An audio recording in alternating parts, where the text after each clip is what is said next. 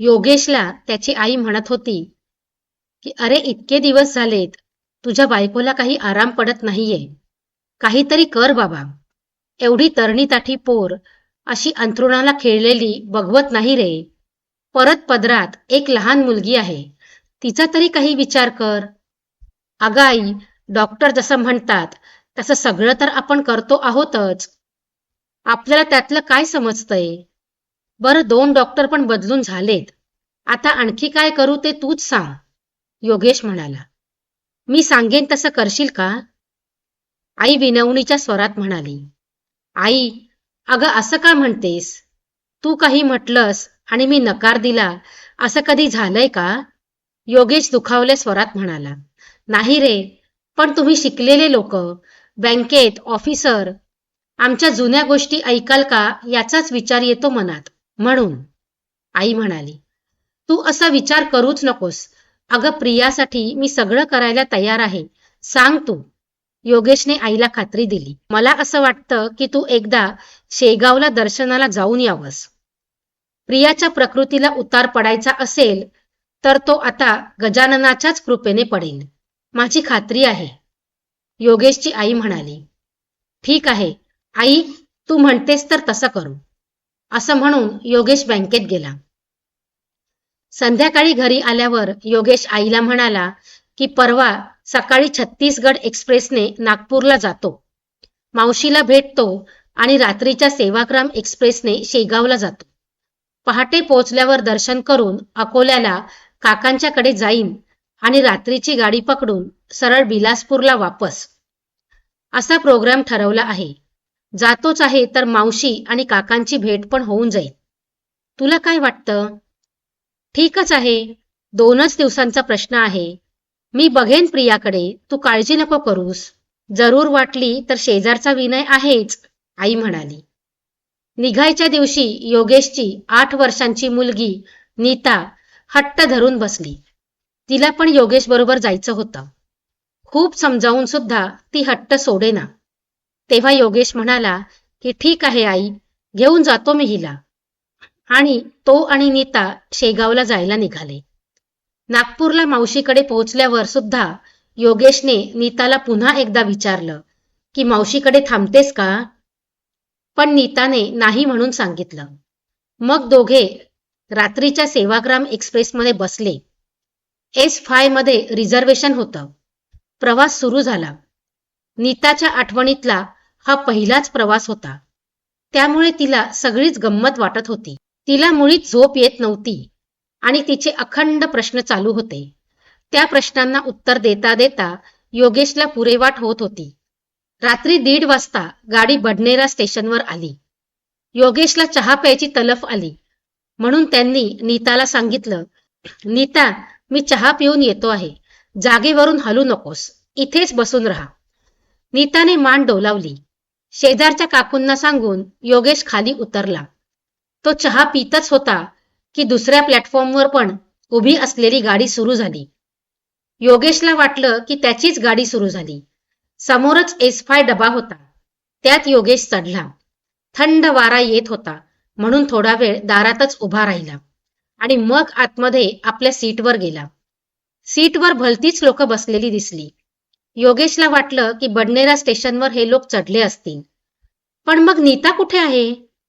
त्याने इकडे तिकडे पाहिलं, पण नीता कुठेच दिसली नाही. मग त्याच्या लक्षात आलं की आजूबाजूची सगळीच माणसं वेगळीच आहेत म्हणून. त्याला वाटलं की त्याची बोगी चुकली. म्हणून त्यांनी विचारलं की ही कोणत्या नंबरची बोगी आहे? समोरच्या माणसांनी सांगितलं की S5. आता योगेशला घाम फुटला. हा काय प्रकार आहे ते त्याला समजत नव्हतं. बोगी तीच, पण सगळीच माणसं कशी बदललेली? त्याने पुन्हा विचारलं, ही सेवाग्राम एक्सप्रेसच आहे ना? हो, ही सेवाग्राम एक्सप्रेसच आहे. पण तुम्ही असं का विचारता आहात? आणि असं भांबावलेल्या नजरेने कोणाला शोधता आहात?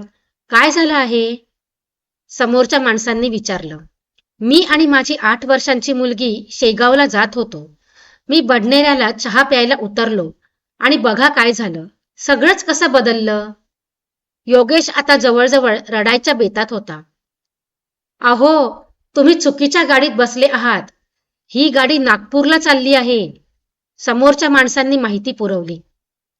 अहो असं कसं? ही सेवाग्राम एक्सप्रेसच आहे ना?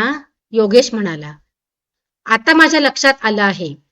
तो समोरचा माणूस म्हणाला, बडनेऱ्याला मुंबईहून नागपूरला जाणारी आणि नागपूरहून मुंबईला जाणाऱ्या गाड्या क्रॉस होतात. एकाच वेळेला दोन्ही गाड्या प्लॅटफॉर्म 2 आणि 3 वर येतात. तुम्ही उतरले एका गाडीतून आणि चढले दुसऱ्या गाडीत. कळतंय का? अरे देवा! योगेश किंचाळलाच. म्हणजे माझी मुलगी एकटीच त्या गाडीत? अरे देवा! आता काय करू मी? योगेश आता रडायला लागला. बाकीच्या लोकांना सुद्धा आता परिस्थिती किती गंभीर आहे त्याची जाणीव झाली. कोणीतरी धावत जाऊन टीटीईला बोलावून आणलं. त्याला सर्व परिस्थिती समजावून सांगितली. तो पण हादरला. एक 8 वर्षाची मुलगी गाडीत एकटीच राहिली. त्याचा पण जीव कळवळला. तो म्हणाला, हे बघा साहेब, चिंता करू नका. आत्ता तासाभरात वर्धा येईल. तिथल्या स्टेशन मास्टरला सांगून शेगावला मेसेज पाठवू. तिथे तुमच्या मुलीला ते उतरवून घेतील. अगदी नक्की उतरवून घेतील आणि तुम्ही पोहोचेपर्यंत ते तिची काळजी घेतील. तुम्ही मला तुमच्या मुलीचं वर्णन आणि तिने कोणते कपडे घातले आहेत हे सविस्तर सांगा. म्हणजे ओळख पटवायला त्रास होणार नाही. तसंच सीट नंबर आणि कोच नंबर द्या. तुम्ही आता वर्ध्याला उतरा आणि दुसरी व्यवस्था करून शेगावला जा. तुम्हाला तुमची मुलगी तिथे सुखरूप भेटेल. त्याच्या या खात्रीपूर्वक बोलण्यामुळे योगेशला जरा धीर आला. बाकीच्या लोकांनी सुद्धा त्याला धीर दिला. वर्ध्याला गाडी पहाटे 4 वाजता पोहोचली. सगळे सोपस्कार करून योगेश बाहेर आला तेव्हा 5 वाजले होते. सकाळी 6 वाजता अकोल्याची बस होती. योगेश तिच्यात बसला. बडनेरा स्टेशन गाडीने सोडलं. 15 मिनिटं झाल्यावर सुद्धा बाबा दिसले नाहीत. छोटी नीता डब्यात इकडे तिकडे शोधत होती. शेजारी बसलेल्या कुटुंबाच्या लक्षात तिची घालमेल आली. त्या बाईंनी विचारले, काय ग, बाबा कुठे आहेत तुझे? चहा प्यायला उतरले होते ना? मग? हे ऐकल्यावर नीता रडायलाच लागली. 5च मिनिटात त्या बाईला कळलं की काहीतरी गडबड आहे. म्हणून तिने आपल्या झोपलेल्या नवऱ्याला उठवलं आणि योगेशला शोधायला पाठवलं. S1 ते S7 पर्यंत सर्व डबे पालथे घालून झाले. योगेश सापडला नाही. आता काय करायचं?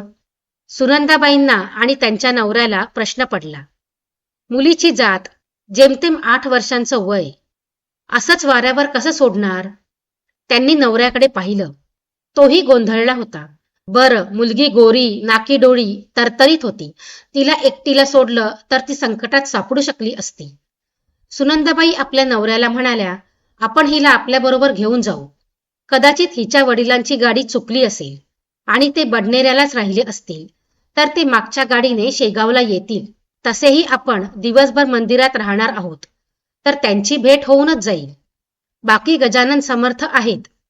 तिच्या नवऱ्याला पण ते पटलं. मग सुनंदाबाईंनी तिला जवळ घेतलं आणि हलके हलके थोपटून झोपवलं. शेगावला हे कुटुंब आपल्याबरोबर नीता आणि तिची बॅग घेऊन उतरलं. प्लॅटफॉर्म संपल्यावर शेवटाला कंपाऊंड तुटलं होतं. तिथून बाहेर पडले. तिथेच समोर बस स्टँड होता. मंदिराची बस उभीच होती. तिच्यात बसून सर्व मंदिरात निघाले. गाडी शेगावला थांबल्यावर 2 पोलीस S5 डब्यात शिरले. त्यांच्या माहितीनुसार ते सीट नंबर 23-24 वर आले. तिथे 2 वयस्कर बायका बसल्या होत्या आणि आपल्या सामानाची नीट व्यवस्था करत होत्या. इथे एक लहान मुलगी बसली होती, ती कुठे आहे? एका पोलिसांनी विचारलं. माहित नाही, आम्ही इथूनच चढलो. हे आमचं तिकीट, एका बाईने उत्तर दिलं. इतर कोणाला माहित आहे का? पोलिसांनी विचारलं. वरच्या बर्थवर बसलेल्या माणसांनी सांगितलं, खाली एक फॅमिली बसली होती. ते लोक तिला आपल्याबरोबर घेऊन इथेच उतरले. अरे बापरे, कशी होती ती फॅमिली? पोलिसांनी विचारले. चांगली फॅमिली वाटली साहेब. त्यांचा एक 6 वर्षांचा मुलगा पण होता. बदमाश नाही वाटले. कदाचित ते मुलीला घेऊन पोलिसांकडेच गेले असतील.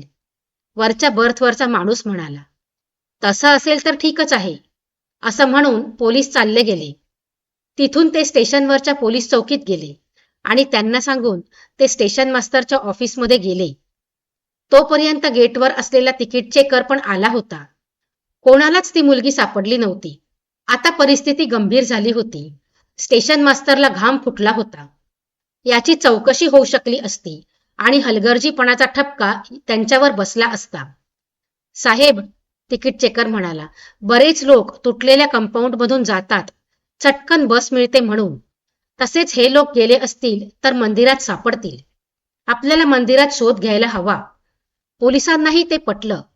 ते त्यांच्या चौकीवर गेले आणि गावातल्या पोलीस स्टेशनशी संपर्क करून त्यांना सर्व परिस्थितीची कल्पना दिली.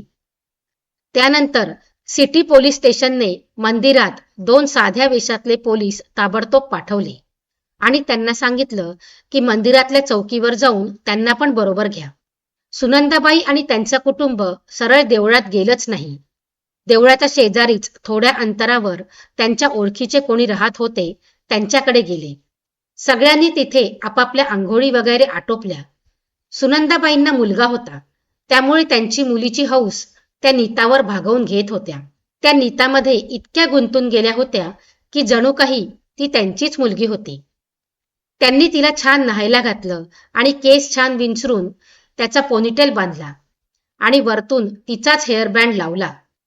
तिला तिच्याच पिशवीत आणलेला एक स्कर्ट ब्लाउज घातला. पोरगी इतकी गोड दिसत होती की सुनंदाबाई ज्यांच्याकडे उतरल्या होत्या त्यांनी लगेच एक काजळाचं बोट तिच्या गालावर टेकवलं. सगळे तयार झाल्यावर सगळी मग दर्शनाला निघाली.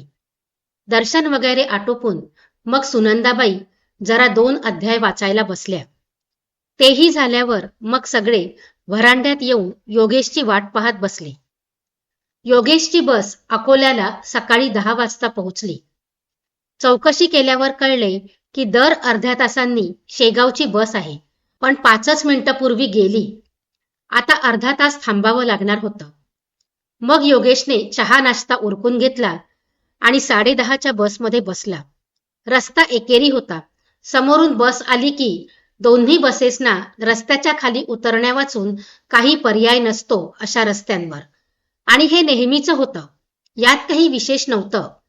यांची पण बस खाली उतरली आणि थोड्या वेळात लक्षात आलं की चाक पंक्चर झालं आहे, म्हणून चाक बदलण्यात अर्धा तास गेला. बस चालू झाली आणि ड्रायव्हरच्या लक्षात आलं की जे चाक बदललं होतं त्यात हवा कमी होती. मग बसचा प्रवास अगदी हळूहळू सुरू झाला. जी बस 11:30-12 पर्यंत पोहोचायला हवी होती ती 1:30 वाजता पोहोचली. योगेशच्या जीवाची प्रचंड घालमेल होत होती, पण त्याच्या हातात काहीच नव्हतं. शेगावला पोहोचल्या पोहोचल्या त्याने स्टेशनवर धाव घेतली.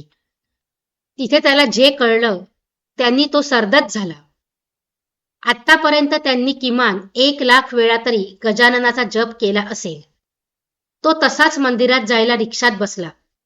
मंदिरात गेल्यावर सर्वप्रथम त्याने पोलीस चौकी शोधून काढली. 12 वाजेपर्यंत वाट पाहून झाल्यावर सुनंदाबाई नवऱ्याला म्हणाल्या, अहो 12 वाजले आहेत, पोरांना भूक लागली असेल, आपण जेवून घ्यायचं का? जेवण झाल्यावर पुन्हा इथे येऊन वाट बघू. मग सगळेजण महाप्रसाद घ्यायला गेले. जेवण झाल्यावर पुन्हा सगळे बाहेर येऊन बसले. 1:30-2 वाजेपर्यंत सगळे बसून बसून कंटाळले. मग सुनंदाचा नवरा म्हणाला की आपण अकोल्याला जाऊ, दादाला भेटू आणि रात्रीच्या गाडीने नागपूरला जाऊ. इथे बसून बसून कंटाळा आलाय. अहो, पण ही नीता, तिचे बाबा अजून भेटले नाहीये. बिचारी डोळे लावून बसली आहे. आपण जाणार म्हणजे तिला पण न्यावी लागेल. सुनंदाबाई म्हणाल्या, अगं आपण इतका वेळ वाट पाहिली, तिचे वडील यायला हवे होते आत्तापर्यंत. काय अडचण आली असेल हे समजायला मार्ग नाहीये. आपण नागपूरला जाऊन हळूहळू तिच्याकडून सगळं काढून घेऊ आणि तपास करू. सुनंदाचा नवरा म्हणाला, ठीक आहे, तुमचं बोलणं पटतंय मला, चला. सुनंदा म्हणाली आणि सर्व वरात अकोल्याच्या मार्गाला लागली. योगेश पोलीस चौकीत पोहोचला आणि त्यांनी स्वतःची ओळख दिली आणि विचारलं, काय काही खबर लागली का? नाही हो, आम्ही चौघे आणि देवस्थानचे 4 कर्मचारी सतत शोध घेतायत, पण 2 वेण्या आणि फुलाफुलांचा लाल फ्रॉक घातलेली मुलगी कोणाला दिसलीच नाही. परत आम्ही नवरा बायको, एक 6 वर्षांचा मुलगा आणि तुमची मुलगी असं कुटुंब पण शोधतो आहोत, पण तेही कुठे अजून तरी दिसलं नाही. चला आपण पुन्हा शोध घेऊ. त्या दोघांनी मिळून संपूर्ण मंदिर 4 वेळा पालथं घातलं, पण नीता काही दिसली नाही. योगेश आता हताश झाला होता. त्यांनी दर्शन घेतलं आणि गजानन महाराजांची धुनी आणि पलंग होता त्याच्या जवळ बसून राहिला. डोळ्यातून पाण्याच्या धारा वाहत होत्या आणि तोंडाने गजाननाचा जप चालू होता. काहीच कळत नव्हतं. मग त्याच्या मनात विचार आला की इथे बसून आता काही उपयोग दिसत नाहीये, तेव्हा आता अकोल्याला जाऊ. काकांकडे गेल्यावर जरा हलकं वाटेल. मग तो उठला आणि बस स्टँडकडे निघाला. इथे अकोल्याला पोहोचल्यावर सायकल रिक्षाने मंडळी सुनंदाच्या नवऱ्याच्या भावाकडे जात होती. जाता जाता नीता मोठ्याने बाबा असं ओरडली. सुनंदाने ताबडतोब रिक्षा थांबवली. तुला बाबा दिसले का? कुठे आहेत? बाबांचं ऑफिस, नीता म्हणाली. बाबांचं ऑफिस? अगं तू बिलासपूरला राहतेस असं म्हणाली ना, मग इथे कुठे आलं तुझ्या बाबांचं ऑफिस? सुनंदाचा नवरा आश्चर्याने म्हणाला. नीता रिक्षातून उतरायला लागली.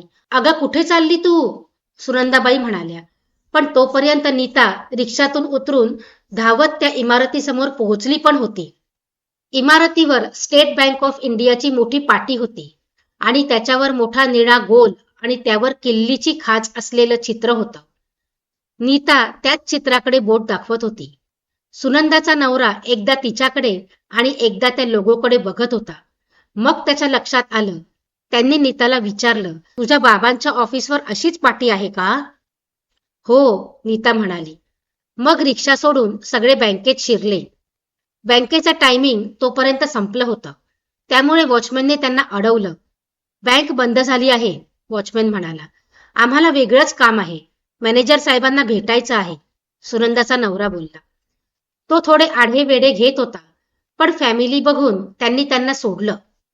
आत मॅनेजर साहेबांच्या केबिनमध्ये अजून 2 जण बसले होते. हे सगळेजण केबिनच्या बाहेर उभे होते.